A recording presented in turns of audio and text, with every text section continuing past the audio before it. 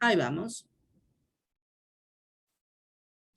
Bueno, hoy entonces, como decíamos, vamos a hablar sobre otras de las situaciones que suelen ocurrir en cuanto a la posibilidad de accidentes en un domicilio, ¿sí? Porque nosotros tratamos de basarnos en domicilios. Ahora, la tarea del cuidador no está centrada solamente en estos lugares, sino que puede estar trabajando en un domicilio como también en una institución de salud. De hecho, el certificado y las matrículas que ustedes van a tramitar cuando finalicemos el curso, o sea, fin de noviembre, en principios de diciembre se hace el acto y les entregan los certificados. Con todo eso, y ustedes van a iniciar online el trámite para la certificación. Y es importante, ¿por qué ver qué tipo de accidentes puede ocurrir en un domicilio?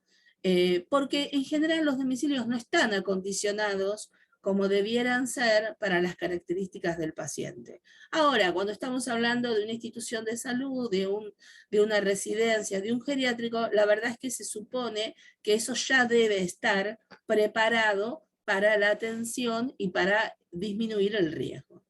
Lo que vamos a ver hoy entonces en esta clase va a ser de qué se tratan las quemaduras, cómo se clasifican, y también vamos a ver qué sucede con el tema de el ahogamiento o atragantamiento, que es común en el adulto mayor, y los que estuvieron en la clase presencial tal vez recuerden que yo les estaba explicando que muchas veces lo que nos está sucediendo es un pequeño, en realidad el paciente toma líquido, bebe sorbos muy chiquitos, e igual se ahoga, es como si esa agua en lugar de ir al tracto digestivo termina yendo al respiratorio y se ahoga. Y ese ahogo, entonces, lo que va a ocurrir, lo que va a producir es el riesgo de una broncoaspiración.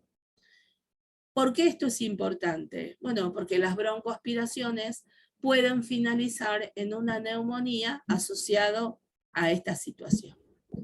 Vamos a hablar entonces, a ver dónde estábamos en la primera, esta es la primera, de algunos datos estadísticos que tienen que ver con nuestra provincia, ¿sí?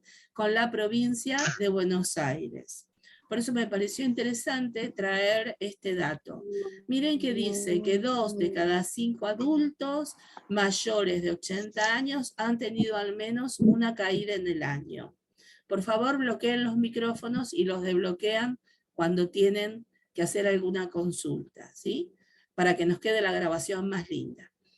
Y existe una alta prevalencia de fracturas de hombro, muñeca, como consecuencia directa de estos episodios. Este número es muy interesante. 2 de cada 5 adultos, o sea, alrededor del 40% de los adultos, tienen una caída, al menos una caída al año. Quiere decir que puede haber mucho más, ¿no? Según la Organización Mundial de la Salud, se producen 37.3 millones de accidentes. Y el dato más crudo y más duro es que más de 420.000 caídas resultan en situaciones de muerte. ¿Por qué? Directamente porque en la caída se hizo una lesión que provocó la muerte o porque produjo una fractura, cosa que es bastante habitual, una fractura en un hueso largo o una fractura en otro lugar, generalmente son los miembros superiores e inferiores los afectados, que implica la utilización de una prótesis, y como consecuencia de esta prótesis lo que nos está ocurriendo es la aparición de una infección asociada. Esto es mucho más común de lo que uno presume. Entonces, evitar que ocurra un accidente es muy importante. Esto dicen los especialistas en rehabilitación, que en realidad es el Colegio de Kinesiólogos de la provincia de Buenos Aires, dice que la mayoría de las oportunidades se relacionan con tropiezos, que el adulto mayor tropieza con algo. Y esto no es causal, no es casual, digo, es porque hay algo en el domicilio, sea un desnivel en los pisos, sea una alfombra o algo que está ocasionando una situación de riesgo para que el paciente se tropiece o pierda el equilibrio, ¿sí? Y hay que tener en cuenta también, que lo han visto con ustedes con el tema de caídas, seguramente que dentro de lo que son los factores de riesgo, tenemos algo que es absolutamente habitual y que se relaciona justamente con el envejecimiento, como la pérdida de la visión, la pérdida de la flexibilidad, el poseer alguna enfermedad que limita el movimiento, la motricidad, y bueno, todas estas situaciones nos van predisponiendo justamente para la aparición de, de un accidente, ¿sí? Ahora bien, el accidente siempre termina siendo una situación evitable. Y este es el concepto con el que me tengo que quedar. Un accidente en realidad no es algo impredecible que yo no pueda prejuzgar. ¿Mm? Más cuando estamos hablando de un ambiente como el domicilio, porque afuera en la calle, bueno, cosas que yo no puedo regular. Pero en el domicilio yo puedo acomodar un mueble que tiene una punta que sobresale, que puede ser una situación de riesgo, un desnivel, la falta de una baranda, un piso patinoso, estas cosas yo las puedo observar. La poca luz en el ambiente. Entonces, bueno, todas estas situaciones que ustedes lo vieron con la profesora Robles, también nos sirven para este tipo de situaciones, ¿no? El descuido, el estar distraído, y encima a esto le vamos a sumar otras cuestiones que vamos a ver más adelante, que son a estas enfermedades crónicas de origen neurológico que limitan también la capacidad de poder discernir y de asumir que esta conducta me puede llevar a un accidente. Entonces, van a depender de los cuidados que nosotros podamos brindarle. Nuestro primer objetivo es tratar de determinar de qué se trata o qué son o cómo afectan y cómo se clasifican e inclusive qué medidas podemos establecer las quemaduras, que pueden ser muy habituales, especialmente cuando estamos hablando de una persona que tiene la capacidad, que no es que está postrado, sino que tiene la capacidad de movilizarse, de ir a prepararse un té o el almuerzo. Hay mucha gente que está sola en su casa y que es un adulto mayor y que puede llevar adelante este tipo de tareas y bueno, no los están observando los hijos ni ningún cuidador y entonces pueden ocurrir este tipo de accidentes, entre otras cosas, ¿sí? Entonces, primero me pareció interesante traer algunos conocimientos que después vamos a desarrollar en profundidad cuando veamos la parte de anatomía. Pero si estamos hablando de una quemadura, estamos hablando de una pérdida de la integridad en la piel, ¿no? Entonces, es importante considerar cuáles son algunas de las funciones que cumple la piel en nuestro organismo. Nosotros decimos siempre que la piel es el órgano más grande de nuestro cuerpo, ¿sí? Del cuerpo humano, y tienen muchísimas, muchísimas funciones. Y dentro de las funciones que ustedes están viendo acá, que son poco anatómicas como definición, está sí la enorme función de ser la primera barrera de contención frente a cualquier agresor externo.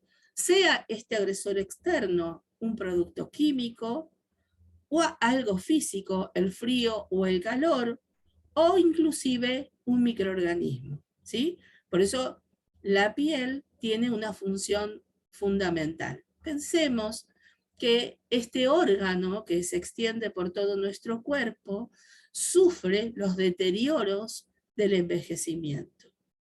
Y como parte del envejecimiento, después van a tener un documento donde se explica todo esto, pero como parte del envejecimiento, lo que nos va a ocurrir como adultos mayores es la pérdida del grosor de esa piel, se va a poner más finita, va a disminuir la capa lipídica que está en el tejido subcutáneo, que ahora lo vamos a ver, se va a poner mucho más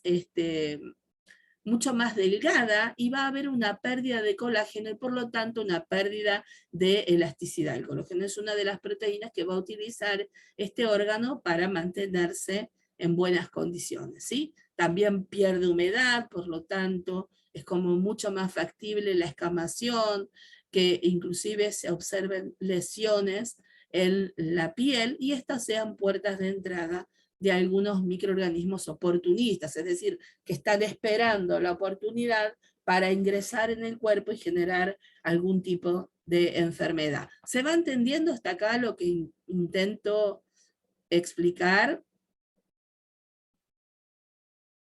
¿Se entiende? Sí, se entiende. Bárbaro, Sí, sí, sí. sigamos. Igual Cualquier esto queda cosa, grabado, ¿no? Porque sí, se me sí. corta a mí. No, esto se está grabando y yo lo voy a compartir, tranquilas. Y después va a haber material para apoyo de lectura. Sí, me Bien. imagino que se pierde porque hay problemas de conectividad en todas partes, así que por eso queremos grabar las clases. La piel humana entonces se divide en tres grandes grupos o tres capas. Está constituido por tres capas. La más externa se conoce con el nombre de epidermis, la del medio se conoce con el nombre de dermis y la más profunda se conoce con el nombre de tejido subcutáneo, ¿sí? Estas tres capas están interrelacionadas y están compuestas también por células muy especiales, muy apretadas unas con la otra, y tienen la capacidad decirle a Vicky porfis, y ya vemos, y tienen la capacidad de tener sensores que permiten que yo pueda desarrollar el tejido del tacto, que permiten que yo sienta un pinchazo y saque el brazo, o que sienta el calor en las capas más profundas, ¿sí? En la capa de la dermis. No están expuestas, sino que son en las capas más profundas donde se poseen las terminaciones nerviosas que me van a dar la alerta que algo no está funcionando bien. Lo vamos a ver muy por arriba porque esta no es la clase de anatomía, pero algo tenemos que evaluar y ver, ¿sí? Entonces dijimos que la capa externa, que es la epidermis, es la primera barrera, la barrera de defensa, y es la que va a formar parte de todos estos anexos, ¿no? Anexos cutáneos, como el pelo, las uñas, las glándulas sebáceas y sudoríparas, ¿sí? Que esto que permite la transpiración para humectar, porque ese es el ejercicio. La transpiración va a humectar la piel para que no sufra tanto daño cuando las temperaturas están muy elevadas. No presenta prácticamente vasos sanguíneos, tiene una irrigación muy, pero muy básica. Realmente tiene algunas disposiciones nerviosas, pero recordemos que siempre están mucho más profundas y bueno, esto lo van a ver después de que se trata del epitelio estratificado, ¿no? Está formado por varias capas que están muy pegaditas y muy amontonadas entre sí. Y también tiene la posibilidad de tener una cierta coloración. La capa del medio se denomina dermis. Ahí entra una compañera. También se denomina dermis, ¿no? Y esta capa, esta segunda capa, está formada por un tejido que tiene una alta resistencia, que tiene más cantidad de estas proteínas de colágeno, por lo tanto es mucho más elástica, no se descama, lo cual es importante, y esta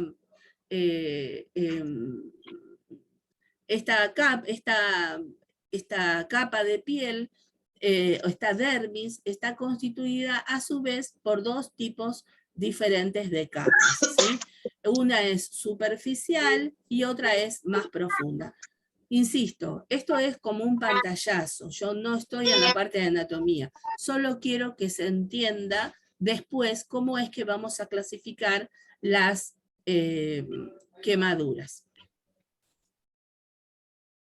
Y entonces ahí vamos a ver, espérame que no veo nada, por dónde estamos, perdón.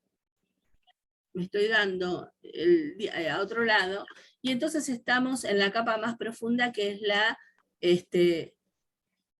hipodermis. Es la que está bien por debajo y que habíamos hablado que también se conocía como tejido subcutáneo, porque está por debajo de todas las capas de la piel, donde tenemos entonces células grasas, y donde se encuentran en profundidad las glándulas sudoríparas y los folículos pilosos. Estos folículos pilosos es donde nace el vello, donde nace el pelo, ¿sí? Bien, ¿qué es lo que nos pasa? Cuando yo puedo sufrir una quemadura, que será un accidente de tipo físico, puede que la quemadura sea tanto por calor, por frío, por una sustancia química, por radiación o por la electricidad. Es decir, si yo tengo, y es una cuestión de tenerla en cuenta, si a veces sucede que hay una inflamación y me dicen aplique frío, y yo aplico el frío sin haber puesto ninguna tela en el medio, aplico directamente el elemento que está congelado, ¿no? Lo aplico directamente y lo dejo más de 15 minutos, voy a tener una quemadura por frío. Es decir, esta capa externa, esta epidermis, se va a ver lesionada, ¿sí? Porque el frío es demasiado excesivo. Pero también las quemaduras sabemos que van a poder ser más leves, como en este caso, ¿no? Hasta una quemadura muy, pero muy intensa, que está realmente afectando, en este caso, la mano, y que ha superado inclusive las dos capas superiores de la piel, es decir, la epidermis y la dermis, y está comprometiendo la hipodermis. ¿Se va entendiendo hasta acá? Es decir, las quemaduras se producen por distintos factores y las quemaduras van a tener diferentes grados de acuerdo al nivel de compromiso que tenga en estas capas que constituyen la piel. Cualquier duda me pregunta. Así entonces, según estos grados, vamos a decir que estamos en presencia de una quemadura de primer grado cuando la piel involucrada, o la capa de la piel involucrada, mejor dicho, es la epidermis. Entonces, si yo vuelvo, a ver si puedo volver atrás, sería este el ejemplo, ¿sí? Este es el ejemplo. Hay enrojecimiento, hay una ampolla, pero es superficial, no hay un alto compromiso.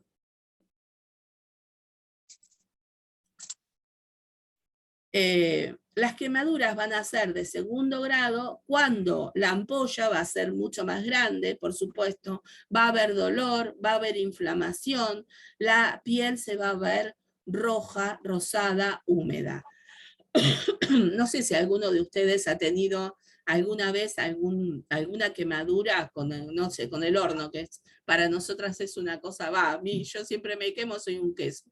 Para cocinar, cada vez que toco el horno me quemo. O inclusive con el sol, ¿no? Por exposición al sol. Puede que uno tenga quemaduras de segundo grado. Y obviamente se ve la piel mucho más comprometida, ¿sí? Que este es el ejemplo. Las quemaduras también pueden ser de tercer grado, y es acá entonces cuando está avanzado y está llegando a un tejido mucho más profundo. Cuando estamos en esta instancia, casi no hay dolor. Y esto es un dato importante a tenerlo en cuenta, ¿sí? Porque al no haber dolor, esa herida, si no es bien tratada, puede tener alguna situación de complicación. Muy bien, gracias Mayra por poner tu presente.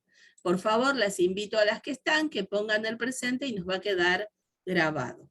Hasta acá se entiende entonces, las quemaduras van a estar clasificadas en grados dependiendo la capa de piel que esté más comprometida, ¿sí? Fíjense, la capa superficial de primer grado, la capa superficial y media de segundo grado, y la capa más profunda que se va a hacer el tejido subcutáneo de tercer grado. A ver, bien. Y entonces acá tenemos algunos ejemplos como para fijar un poquito este concepto. Es un concepto muy, muy utilizado, ¿no? El tema está de que una cosa es lo que yo pueda decir siendo una persona común sin ningún tipo de profesión. Y otra cosa es lo que yo pueda manifestar teniendo una profesión siendo un cuidador, ¿se entiende? Entonces yo tengo que poder diferenciar de alguna manera si estamos frente a una quemadura con un grado más leve o más intenso. Recordemos que cuanto más profunda es la quemadura, mayor gravedad va a tener y mayor va a ser el riesgo de compromiso de la salud de ese paciente. ¿Sí? Se trate de donde se trate. ¿Y por qué hago esta aclaración? Bueno, porque acá no es que el paciente va a perder, se va a deshidratar y va a entrar en shock. Si la herida profunda es, supongamos, en el brazo o en una región pequeña. No me va a pasar eso, pero sí tengamos en cuenta que va a ser una hermosa vía de entrada para que un microorganismo pueda introducirse y sea capaz entonces de hacer un proceso infeccioso, ¿sí? Que va a complicar el estado de salud del paciente, teniendo en cuenta que al ser un adulto mayor, como mínimo puede que tenga diabetes, ¿no? Y tiene un montón de enfermedades crónicas que lo van a poner mucho más sensible a la aparición de infecciones. Otra cosa a tener en cuenta es que las infecciones en los adultos mayores también se llevan adelante de manera diferente. No es como en las personas jóvenes, que están haciendo un proceso infeccioso, se sienten mal, malestar general, fiebre. Y puedo decir, me duele acá, me duele allá. Muchas veces lo que hay es, no hay temperatura y lo que hay es una depresión del sensorio. ¿Qué quiere decir esto? Quiere decir de que tiene una depresión y no alcanza a sentir bien qué es lo que le está pasando, pero tampoco lo puede manifestar. Entonces, todas las cosas que nosotros podamos tener en cuenta y que nosotros podamos considerar para evitar el riesgo en un accidente, sea de la índole que fuera, siempre va a ser muy bueno para este paciente.